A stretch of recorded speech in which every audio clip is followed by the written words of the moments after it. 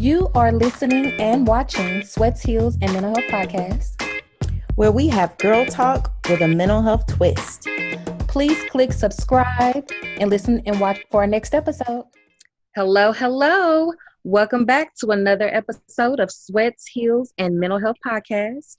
I'm one of your co-hosts, Marshon and I. And I'm your other co-host, Maria Bush. And as you all know, we're 20 with Winning Women. Bringing back the season and bringing back our episodes to you. We did want to discuss today some topics that we think that's going on a lot with women. One is body shaming, and then the other is highly sexually active women, or doesn't mean that we were abused. Right. So just some topics that we kind of want to delve into today, and then we also have a special guest. Yes. Hey. Miss Ashley. What up? Yes. What better way to come back on season 3 and have an extraordinary woman that is an amazing friend, amazing mom, an amazing photographer, amazing, like, all things. And she is joining us on the podcast today. Thank you so much. You want to introduce yourself and tell the folks a little bit about yourself? Of course. I mean, you nailed it, except for the Scorpio part. You forgot the Scorpio part. Yeah. I would just, listen. Let's just throw in there. We have 3 Scorpios on a podcast right now, and we are putting the disclaimer out right now. If your feelings are hurt afterwards, you need to go to therapy. No, I'm just kidding. So my name is Ashley, and like you said, I'm a mom, I'm a photographer, a girlfriend, all those things, but face front, I am Ashley. Yes. Those are just the hats that I wear. That's right. I actually really love these topics today because I think I have a lot to say about both of them. So I'm honored to be here. So thank you for having me. Yes, absolutely. We are honored to have you here, lady. And I know we've had so many discussions about some of the things that we're talking about today.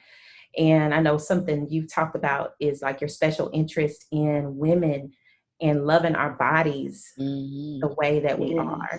And, following you on social media, you have a platform where you use it to uplift women and loving ourselves and loving our bodies as we are. So tell me a little bit about that, because you have that passion that drives you, and a lot of things that you do, even in your photography.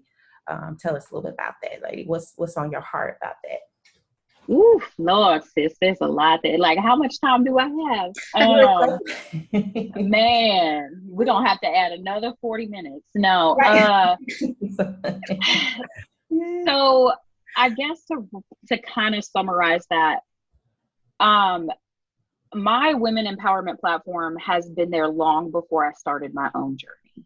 Mm-hmm. And what I mean by that is I could always dish out the love and the respect and nah, girl, you fucking fine in that outfit. Who cares? Always could dish that out, but I could not receive that myself. Mm-hmm. My personal journey for that, which honestly just encompassed my love for it in general once I started my own, because then I could feel what I was also giving, if that makes sense. Mm-hmm. But yeah, my own personal journey with that started after my divorce. And, I went through, I hate calling it a bad divorce, because honestly, I feel like if it weren't for that journey, I wouldn't be where I am today. Yeah.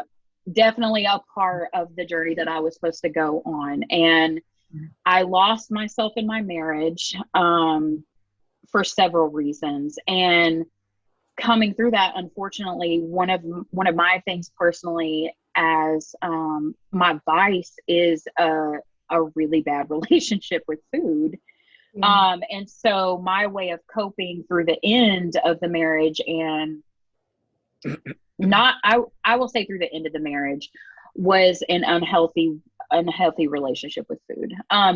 However, my my journey as a being has always aired on the plus side of life. Like, I've always been plus size. Like, I can remember my mother, you know, shopping with me when I was younger, and the body shaming truthfully started then, where she would just throw out tidbits of, oh, I wish it was easy to shop for you as it was your sister, because I grew up having a sister who was 120 pounds and a cheerleader, who was 5'4", you know, the ultimate body goals of what society would tell you a body should look like. And so it was those little things that I picked up through my juvenile life, and took them to, you know, into my adulthood, thinking that I was less than because my body looked different than someone else's. And I can remember my way of coping with that in those younger years was through humor, making jokes about, you know, oh, you better shut up or I'll sit on you. Like, things like that, like things that, you know, what we don't realize while we're doing them are things that are truthfully negative self-talk. The more that we say them or think them, the more that becomes our truth and our reality, or the way that we see things. So coming through the divorce, I decided to go on a journey of finding myself again. And through that journey, a part of that I challenged myself with was loving the body that I was in at the moment, and appreciating all of the things that it had been through. It had been through betrayal, infidelity, carrying a boy who is my world, you know, like all of the things that my body had been through and had accomplished and achieved, and appreciating it for where it was, but also accepting the fact that at any moment, if I felt like I wanted to change that, I had the right to do so. And that was a healthy outlook on the perspective as well. So going through that journey, I started shifting my mentality on placing my self-worth in the hands of other people, in the hands of the scale, in the hands of the size that my jeans said, you know, at the end of the day, and redefined what I felt like self-worth looked like. So once you do that, your whole mentality starts shifting. The things that you're feeding yourself throughout the day start shifting. You know, you're starting to follow more people on social media that are like-minded individuals, that are uplifting, that aren't women that are posting filtered images every single day, or, you know, and those things really do play a factor in our mentality on ourselves. Like, at the end of the day, if all you are seeing is someone that is, you know, 5'6", that has been in the gym every day, that has a fake ass, that has fake boobs, all of these things, your mentality starts to think that you are supposed to be those things as well. Yeah. So that was really the beginning of the journey. And then I started shifting to making sure that I was following content that was healthy for me personally. And that's all inclusive. Like, that's women who are 5'6" and 145 pounds that have stretch marks, saggy skin. Like, we need to see that those are real things. Those are real women. Come on. These, and the retrospect to that is, sometimes whenever we shift to that mentality, we can shift so far that way that we also lose respect for the women who do want to have fake boobs, who do want to be in the gym and have abs, or who do, you know, want to go under the knife. Like, if that is truly what makes them happy at the end of the day, girl, go for it. Like, you do you. Like, I'm good with it. But I know for me personally, I want to eat the pizza, sis. And And Diet Coke. and I don't want to be in the gym 3 times a day because that's just not who I am and what makes me the happiest. Yeah. I like, and you know what? Oh, go ahead. I like what you said a little bit earlier. I mean, you are speaking volumes and everything you said, but you said one thing, that it starts at the core, and it starts as children. What messages are we receiving, at a young age? Like the messages of your mom, the things that she pressed upon you, that something was wrong with your body type. And I know me and Marshon have had those conversations. I was a little thicker. My nickname was Miss Piggy growing up. So, and mine was pork chop. So we were together. Yes.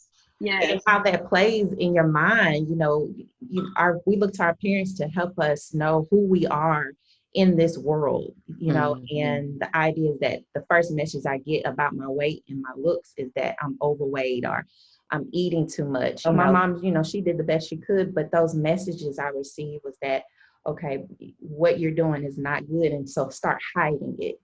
And that's how us as girls and women, we pick up these secretive behaviors, these eating, snacking when nobody's looking, hiding in the closet, eating. And then we start developing these eating disorders. And that goes on to our, if not careful, we put that on our own children and the people around us. So I think it's so important as parents that we love our children. And if it's something that you're wanting your kids to focus on health, making it a family thing and not just, making it just about that one child. Absolutely. No, absolutely. So I think because of that, my perspective on all of those things was, and I don't discredit my mom, because sometimes, parents don't know the impact or the weight of what they're saying. Because I know there are several times where I've caught myself saying something to Braylon and been like, ooh, retract. I know I can't take it back. But with that, I will say I took a different approach with Braylon on those things and trying to, teach him why we're trying to make healthy options, but also give him the freedom to make his own choices, because I'm very much so the type of mom that's like, okay, it's your choice and you're making the choice. However, these are the repercussions, or, and so, there's that take on it. But I don't know, sis, there's like a lot to unload there. I think we as a society don't know how to find a balance in anything. I think we shift so far left or we shift so far right.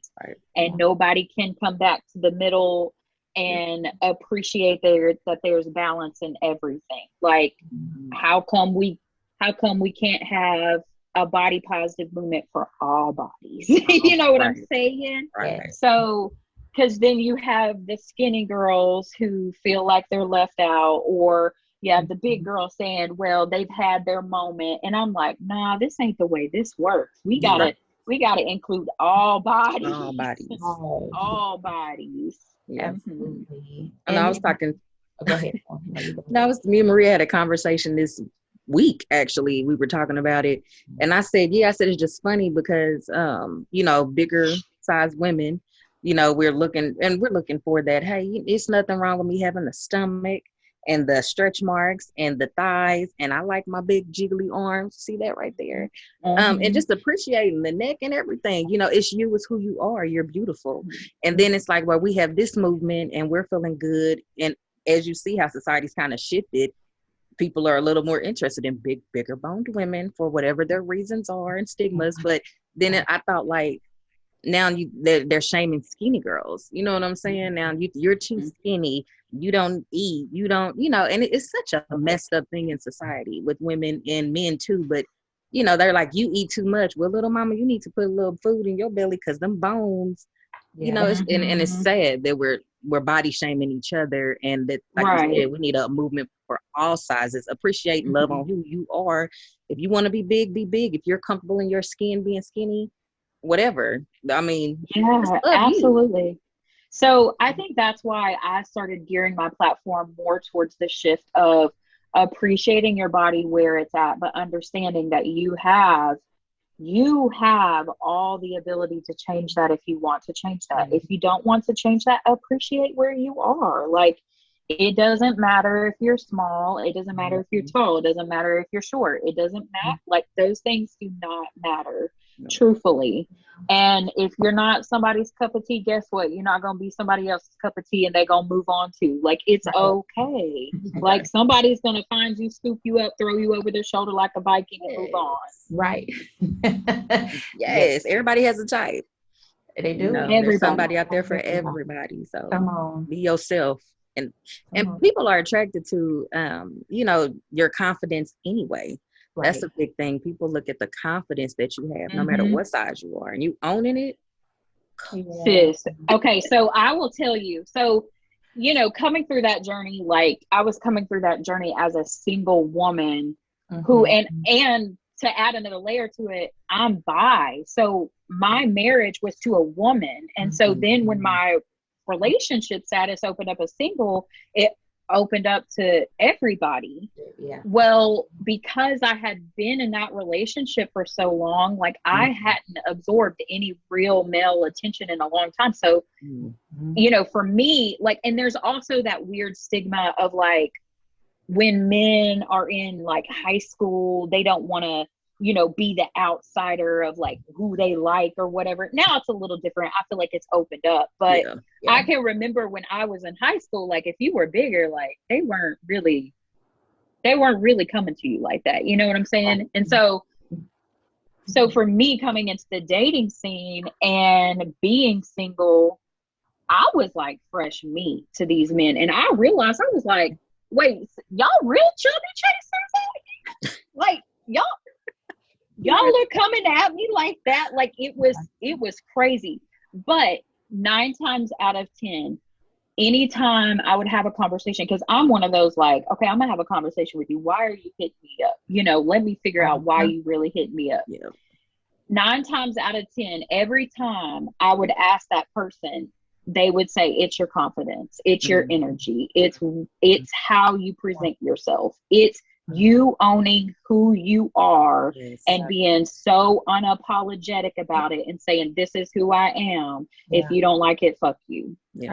And then there added the other layer of these men who hit the gym 17 times a day coming at me looking like they've been on steroids their whole life. And I was like, bro, what do you want with me? Like, at first I'm like, are you trying to make me your project, or you really, but no, you like what you like. That's right. That's all it is at the end of the day. Come on. Absolutely. One thing too, because I know we're talking about as far as size, now moving into, because I know you mentioned this too, women who are wanting to change their body, and not do it the longevity way that's probably a little more lasting, but want to kind of do the quick, easy snip, addition. I mean, I know a lot of women, especially back in the day. Now it seems like a lot's changed now in society. People are more open to it. People don't care, but some of us are still kind of like, that's fake. Why you got to do that? But back then it was such a shaming to get breast implants, get your booty pumped up, stomach cut, chin tucked, and all that. What are your guys' things with that? That, like Ashley said earlier, is what you prefer. I think a lot of times we are so pressured in society. I think I'm coming from an angle of, like you said earlier, the propaganda, the images that we see on a daily basis, the Barbie kind of look, the big breasts, small waist, small hips, but proportion side, it's not real. It's not realistic. And so we try our best to fit in these this shape of size. And to be honest, I have a daughter, and we go shopping, And it's hard to find certain sizes, clothes that fit us. And so I think that's propaganda in itself, that if we're going to make it hard for you if you're this certain size. It's like, where are the stores that I'm glad to see different stores. I'm not going to mention their names because we're not getting paid for them, but there's certain stores that are out there that are coming out with plus sizes or sizes for, women with, more spreader hips, bigger hips and bigger busts and things like that. But I just feel like the messages that are being sent nowadays, I think is really pushing women and young girls to get the snips, to get the bigger butts, the butt implants. And, but my thing is, if you're going to do it smart, go well-informed into making that decision, get counseling if you have to. Because I think what I'm hearing now is that women are getting these surgeries, but end up regretting it because of the side effects. I'm just doing research. Some of these women, hair are falling out. There's so many different infections and things like that. That is like the other side of it. And so if you're going to make that decision, go in it with a well-informed decision as well. So that's how I feel about it. I agree. Yeah. So, I don't even know if you know this about me, Maria, but like my previous background before photography was surgery. I didn't know that. So Scorpio. I have worked with several plastic surgeons, and I think that the real message behind all of this is we're always going to judge someone else when we're judging ourselves. So if we are not whole ourselves, we're always going to look at another person and be like, well, why she want to look fake? Why she want to do that? Why she not a real woman? And when we do that, that is truthfully just a self-reflection of where we are with ourselves. And so once I got to a place mentally where I was at peace with who I was, where I was at peace with where my body was, when I saw those women, or even skinnier women that were naturally blessed by the gods with their bodies, or the thick curvy women that are naturally blessed with flat stomachs, like, girl, what did you do to get that? Like, I really truthfully, because God said, no, you can't have that, and we know how you're gonna act if I give it to you. That's what he told me. But no, so I think as far as our own viewpoints, whenever we're looking at others and we start judging them heavily, we have to turn inward to see where we are with ourselves. But my other thing with that whole push for plastic surgery is we are a bandwagon society. My fear with some of these women is that they truthfully didn't think it through for themselves or make the choice for themselves when they were whole. And I think that's the only time that those things make me sad, is when you can see that there are underlying issues there that are not being confronted, and they're chasing a specific look to prove their worth. But that comes in many different vices with all of us. That comes with taking selfies with filters on. That comes with, it's all of those things. And truthfully, at the end of the day, like, as long as it truthfully is something that makes you happy, like I say, do you, like, all day long. I may not want to go out here and go under the knife to achieve a F cup bra. However, if someone else does and it truthfully makes them happy, like, I'm for it. It's the same with women, on these platforms like OnlyFans. Like, people shame these women all day long because it's something that they aren't doing and they're uncomfortable with. Right. And that is truthfully where I feel like we have lost compassion in our society, because we're not able to step outside of ourselves and our own comfort to see somebody else's situation and see that it's working for them. Mm. And I love the fact that you said that shaming. There's one woman I follow on Instagram, and she did at a younger age get the surgery and plastic surgery. And it took her a while to come out with her story because of the shame and the ridicule, being in the spotlight, how she's going to be judged by other women, by her followers. And so I think we have to, they say cancel culture, cancel, shaming and judgment. We all have to bear the weight of our decisions. And, that's her body. She made that decision. And that's just the decision she made. So I like that you said that.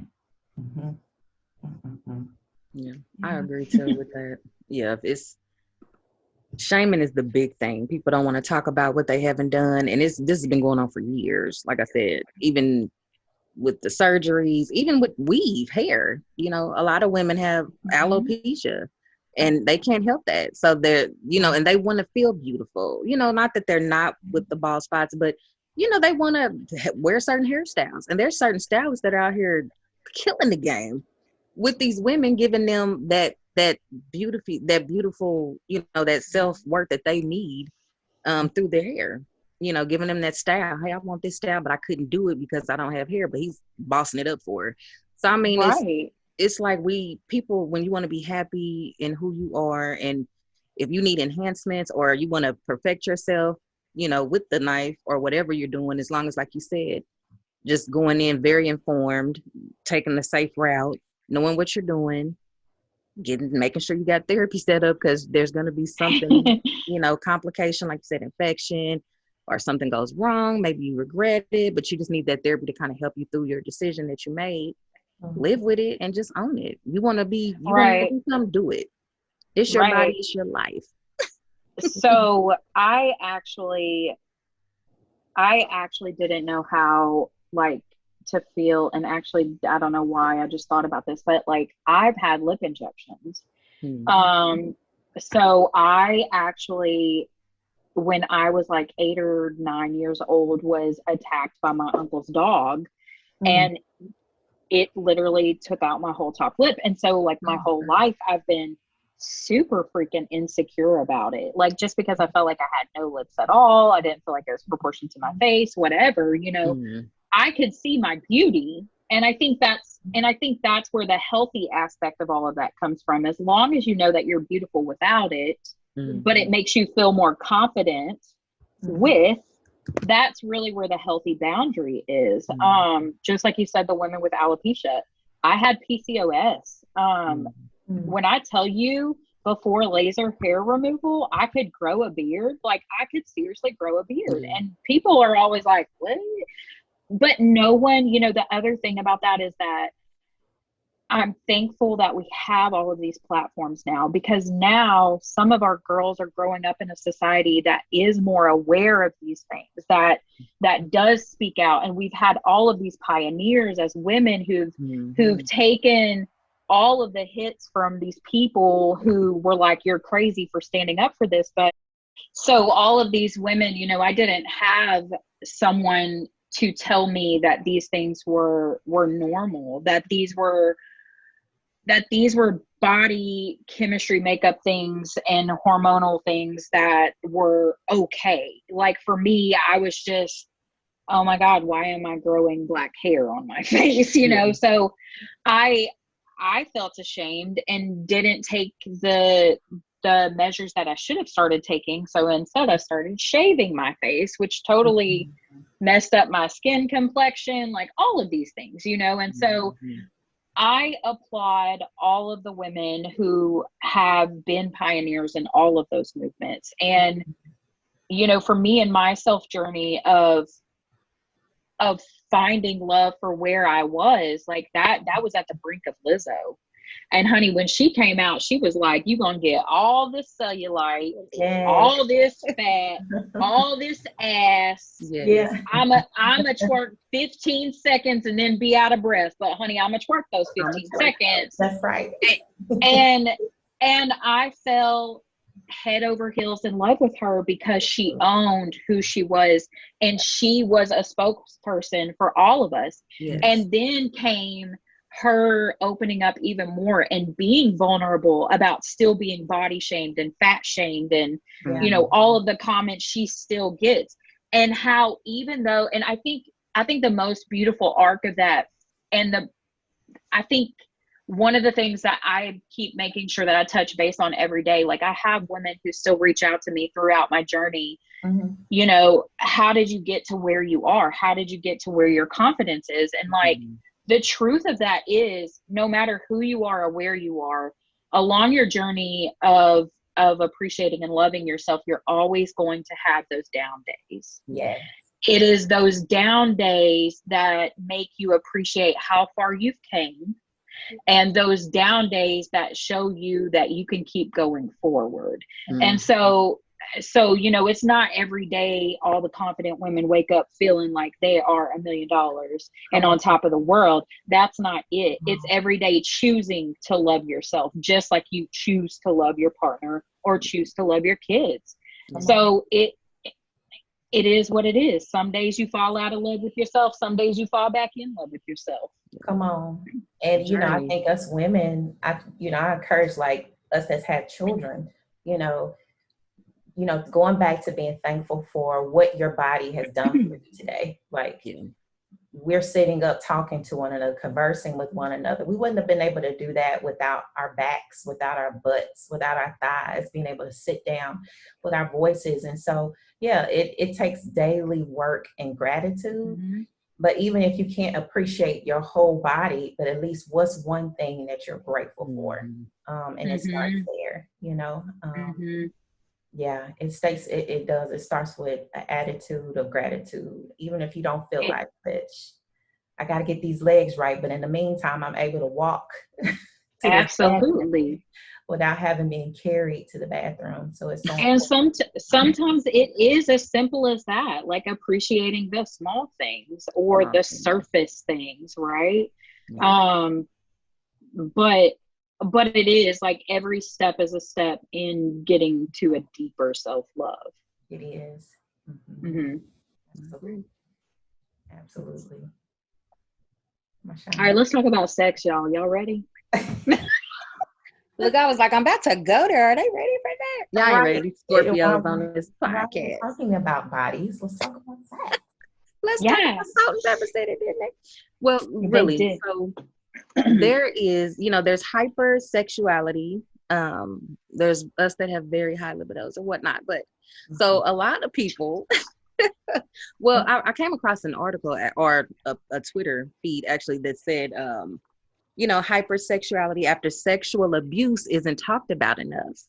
And I was like, okay. So you're saying basically, and that this definitely has some truth to it. Hypersexual, some people have been abused when they were younger. So you kind of disconnect from your body.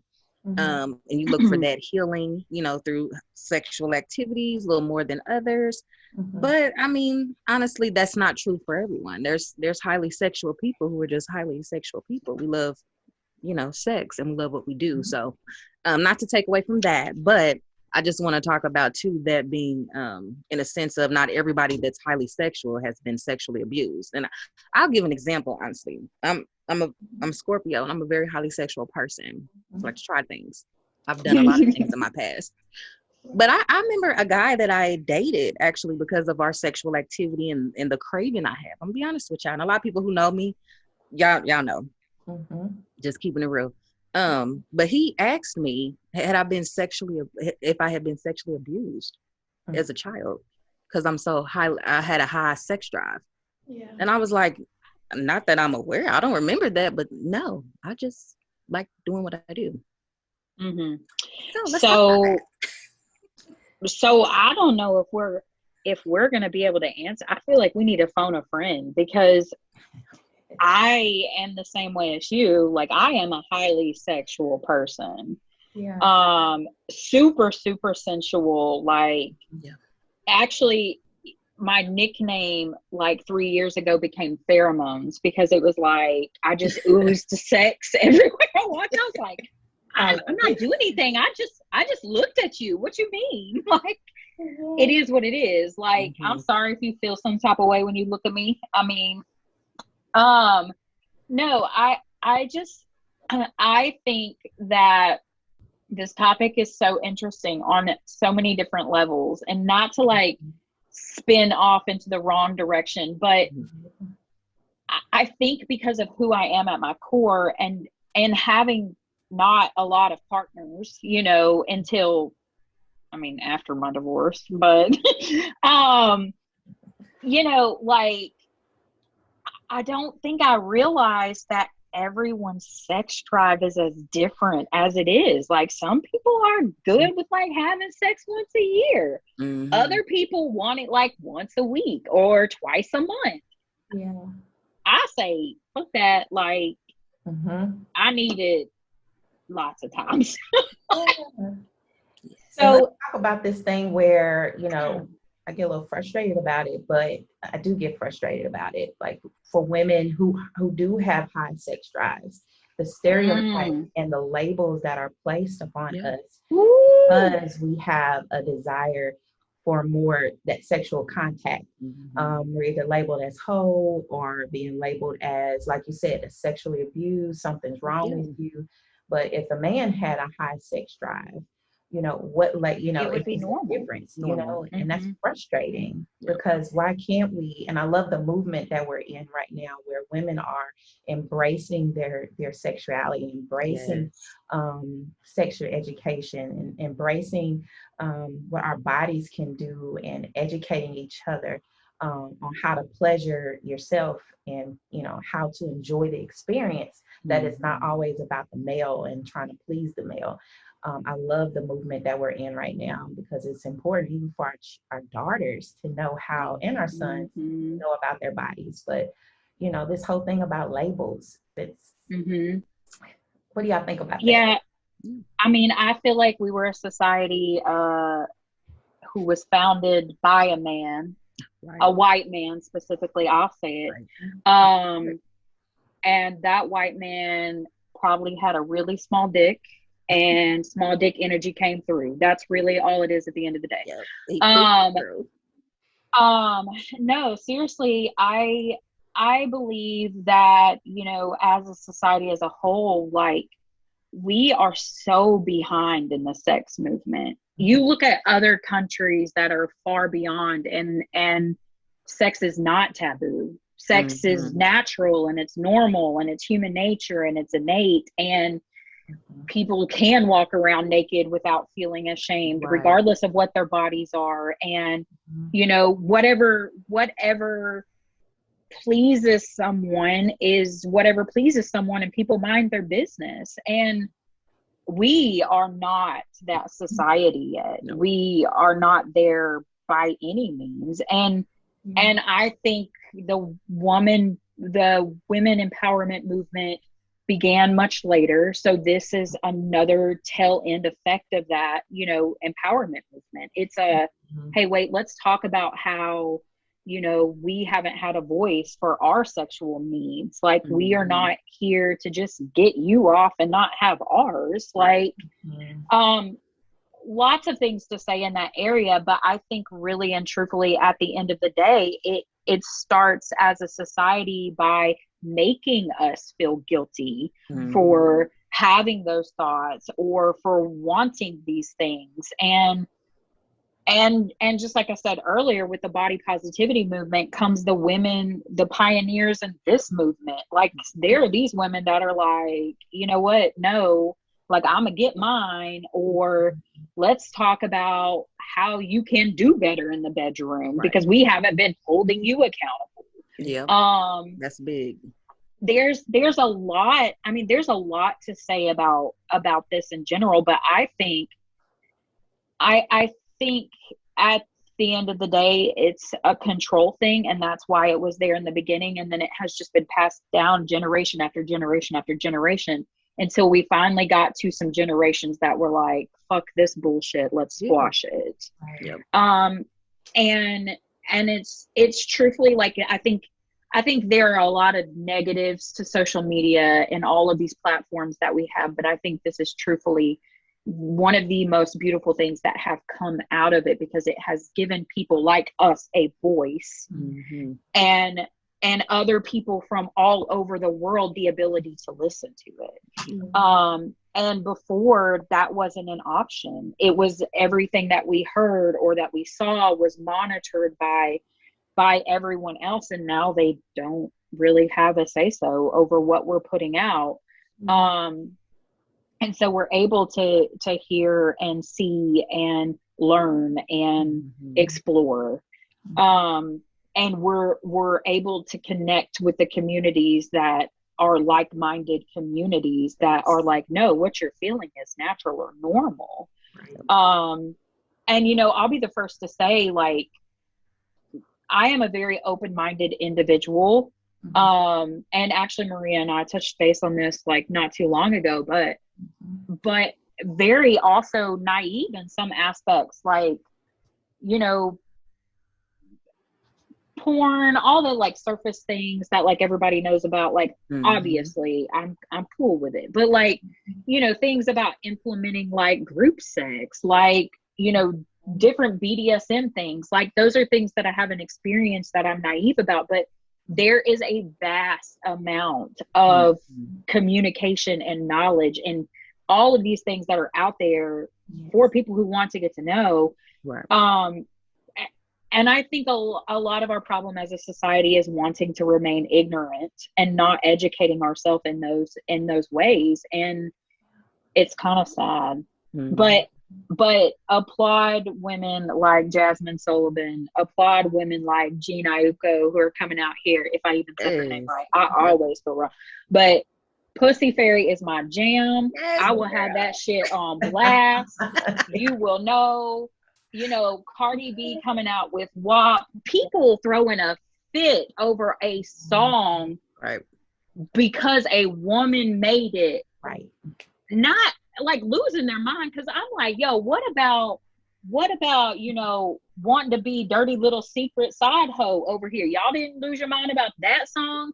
Y'all didn't care about all of the rap songs before that we're talking about the pussy dripping, but because Cardi B came out, because a woman made it. Listen, we were forbidden as children growing up to not listen to Luke. Uncle Luke is what we called him. Stop. Love Uncle Luke. Because that's all he talked about, right? And again, it's going back to the labels and the expectations that we are putting on women. You know, it's not, we're breaking that ceiling. A label to be placed in our society, I feel like it's so easy because we have grown up to label everything, right? You know, and I think unfortunately it's like a catch-22. Like, we as human nature beings need to label things so, you know, we can describe whatever the thing is that we're labeling. But I think where the problem and the breakdown comes is sometimes we think that label defines who the person is. So if you don't understand what BDSM is and someone comes to you and says they practice BDSM, you're automatically like, whoa, that's a freak, not going there. You know what I'm saying? Because you don't understand it. Or bisexuality or transgender, like all of the different labels that we have in our society. But I just feel like for somebody to come out and say, you are highly sexual because you've been sexually abused, like, I don't think that you can, those things may correlate sometimes, but I don't think that you can just automatically assume that just because someone is highly sexual, maybe your libido's low. Like, that's my petty side coming out. Like, maybe you have an issue? Why does it have to be that I have an issue? Yeah. But yeah, I don't know. That was wild. I read that this morning. I was like, wait, what? Yes. A real, like, is this for real? Right. Yeah. Who thought that this? And it's, I think the slut shaming,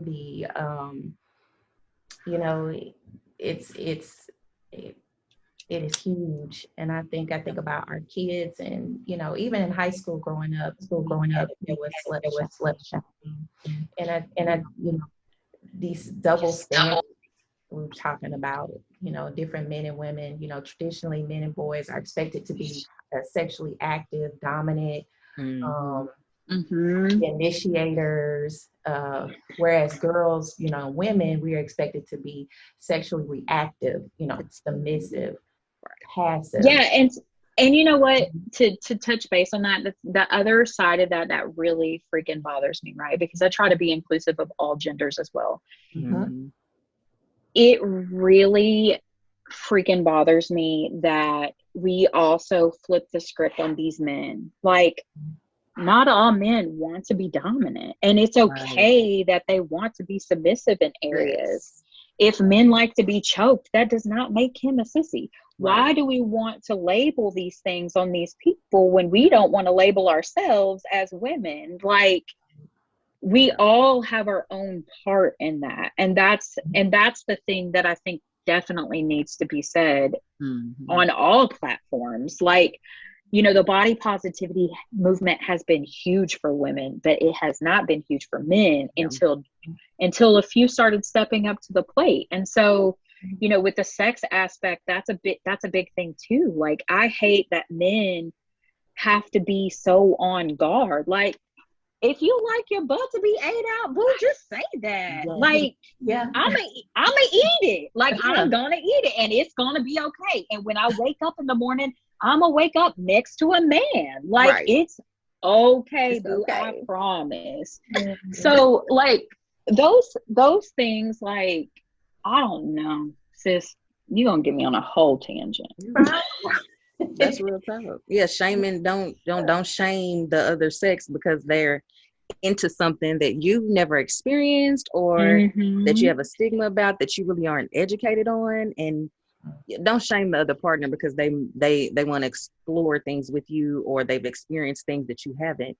Right. And don't. That's such a big thing with men. You're not. It's a big thing, and they don't. I feel like I'm gonna say it. I feel like men have such a guard to carry. We as women are naturally more vulnerable, naturally more vocal, all of those things come more naturally, and they're more acceptable for us to talk about our feelings. And for them, it's like taboo, honestly. They deal with a different set of ideals that surround their gender that are completely different than what we do. And so for them, like, they aren't allowed to be vocal in those areas, or they're condemned, like, by their brothers, by their family members, by society. And so there just needs to be safe places. And we as women have to also make sure that we are uplifting them and letting them know that they have the ability to be who they are without judgment as well. Yeah, I agree. And truth be told too, it's a lot of them probably getting their salads tossed. And they don't even want to and get around their homies like, nah, dog. No, y'all all getting your salads tossed. And I love it. Talk about it. Yes, please. Cause I just don't, when it comes to sex, I think that we are all there for multiple reasons. And one of them is reaching that highest peak of sexual pleasure. That climax, that high, that in touch with yourself and your partner, that or whatever it is. Like maybe you're somebody who doesn't like to have feelings when you're having sex. Whatever it is for you, at the end of the day, you're ultimately coming down for one goal. And I mean, you're there. If you like it, you like it, boo. Like, don't feel ashamed about it at all. And I think that starts at that conversation, and it should be between you and your partners. You know, it shouldn't have to be something you have to exploit and talk about to everyone. And Trick Daddy said what he said about how he likes to be eaten. You know, that's something between you and your partner. You don't have to tell the whole world about it. If you don't want to. Now that may be something you want to advocate for, but I think that should be totally something between you and your partner. Share that experience together. Explore. Yes. Now we'll add there, you know, what you first started off with about the article or the post about sexually abused women. It is true that when you have been raped and sexually assaulted, the impact of it is you may become promiscuous. And that's a whole nother topic. And I just wanted to say that I agree with that. But on the other end, we're talking about people who have just high sexual desire. We want to explore with our partners. Exactly. I know. I'm over here like, wait, are we wrapping up now? I'm just No, seriously though, I think you know, even as a parent, like when, you know, my child, I will say my child's innocence got taken at a very young age. And unfortunately by someone, not that he had sex, but he had been exposed to sexual activities through porn with a kid who was older, who didn't have like, you know, the greatest home life. And so like, anyways, the whole situation, I can remember when it first happened being like devastated, like, oh my God, my kid's innocence has just been taken away. Right. But then, because at that point in my life, I was definitely more, you know, medicine background, I chose to take it from the standpoint of like human nature and the hormones and the scientific, you know, makeup of what sex does for you, and the bad parts of like, you know, if you're not safe, like you can get STDs, and this is what your ball sack's gonna look like. Do you want that? No. Okay, condoms are important. So I think for me as a parent, taking that standpoint, it took away all of like my concern, because then sex wasn't like idealized because there was a taboo around it, right? It was, hey, I'm giving you a platform to openly ask me questions about sex, about what it feels like, about, you know, different things that you may have heard or seen, or things that your body is doing naturally while you're going through, you know, this transition through puberty, like all of these things, you know. And although those conversations are still very awkward to have with your kid, it has given him the platform to be open and honest and communicative about all of the things that he's seen or experienced. And so for me, I feel like it's more on the side of things of where it's not hypersexualized. It, you know, it's not, although porn is great, if you're not watching amateur porn, you're not a 15-year-old boy who's playing video games and the pizza girl shows up and is giving you a blowjob. Like, that's not how real life works. Right. So, or women aren't swinging from stripper poles in the room all the time when you're having sex. Like, that's, you know what I'm saying? Like, right. These are the real life conversations that I need you to have and know. And so I think, you know, going back to what I said about society in general, like we have put such a taboo on sex in general that this is also why we have uneducated kids who are having babies at the ages of 13, 14. They don't have a safe place at home to have those conversations with their parents. Or, you know, they've they've listened to what their friends have said or whatever it is. And so like when we don't put a big enough focus on sex education in all of the different facets of that, that's how we get into a broken down society like we have. And people want to look at the surface of things and think that, you know, oh, well, these are just the end of times because of X, Y, and Z. No, this is generation after generation after generation of telling people that sex is bad, but sex feels good. Right. And I agree with you. Early conversations about sex can send that message to our kids that, you know, sex and sexuality it's a healthy part of life. Right. Yes. And it's okay to come and talk to me so I can give you most reliable and honest information. Because, you know, our kids at a young age, boys and girls, they're going to be curious about their bodies. They're going to be curious about the opposite sex bodies.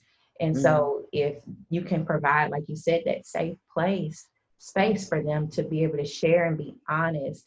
And again, you know, you explaining things at that level that child can understand it, making sure that they understand the facts versus just scaring the hell out of them, right? Them from having sex. No, give them honest information. Be honest with them. Don't let them make. And I mean, yes, they're gonna make the decision. So at least have them prepared. Have them prepped. I mean, you're not prepping. I'm like, I'm prepping you to get out there and just go for it. You just want them to be aware and prepared and have the information they need so they can be safe. Because at the end of the day, they're gonna make the choice to do it or not. You're absolutely right, and we all know that. Come on. All facts, people. All facts. All facts. I'm 33 and I was still making bad moves out here in this world. No, I'm just kidding.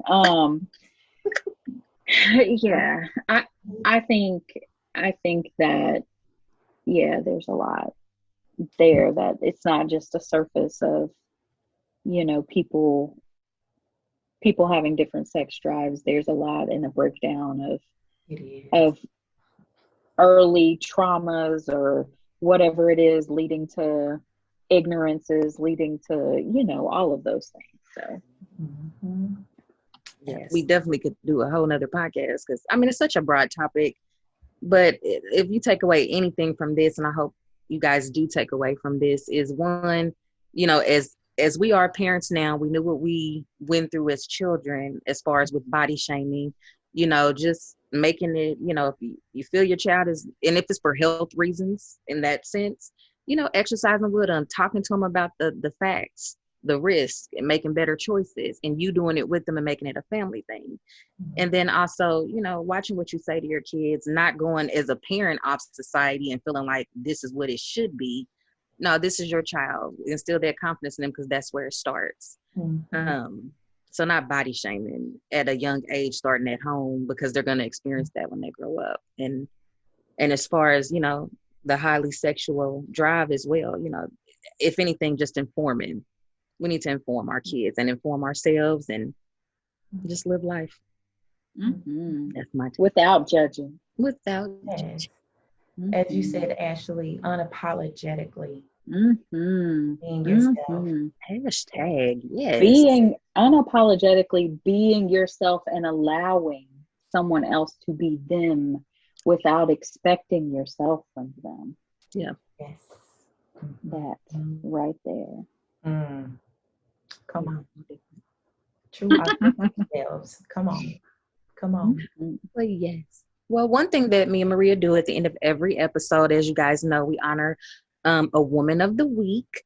And this week, actually, a young lady, her name is Trenell Doyle. What I really liked, I came across an article about her. She has a rideshare service. It's called Go Girl Ride, www.GoGirlRide. Her name's Trenell Doyle. She's the founder. It's a Black-owned business, kind of like Uber. But what I really like about it is just it's like transportation safe, making transportation safe for women. Now they're in the Portland area now, so it's just starting up, but yeah, beautiful young Black woman started this business just for the safety of women. But also what I like that she does as well, because it's for sex workers, the LGBTQ community. as well, because when they get in a ride share, it unfortunately with society it's a risk of their life, and a lot of them have experienced things. So they also sell a kit for that they have for sex workers and the LGBTQ community that they can use for safety, that supports like the business that she's doing. So I just want to give her a shout out. I thought that was such a wonderful idea for women that we do struggle and battle with safety and transportation, trying to get somewhere, and also the other communities of that. So you are a Woman of the Week. I honor you. That's an extraordinary thing that I believe she's doing. Yeah. Like I said, it's in the Portland area now. It's going to be expanding out. They're trying to do it in other cities. But yeah, you go, girl. Yeah. Go, Come through, Chanel. Come through, Chanel. We celebrate you, ma'am. Yes. Love it. Yes, ma'am. Love it. Wow. Well, awesome, guys. Thank you so much, Ashley. We You're could have been on here for hours. 3 Scorpios talking about different. We appreciate it. I appreciate y'all. Thank you so much for having me. Yes. Awesome. Thanks, Sean. Appreciate you. Love you. Love you too, girl. And hey, you guys keep tuning in. You watch us on YouTube, tune in on our other podcast platforms. We're on all of them. Hit us up on our Facebook page, Instagram. More things coming soon as well for the Sweats, Heels, and Mental Health podcast.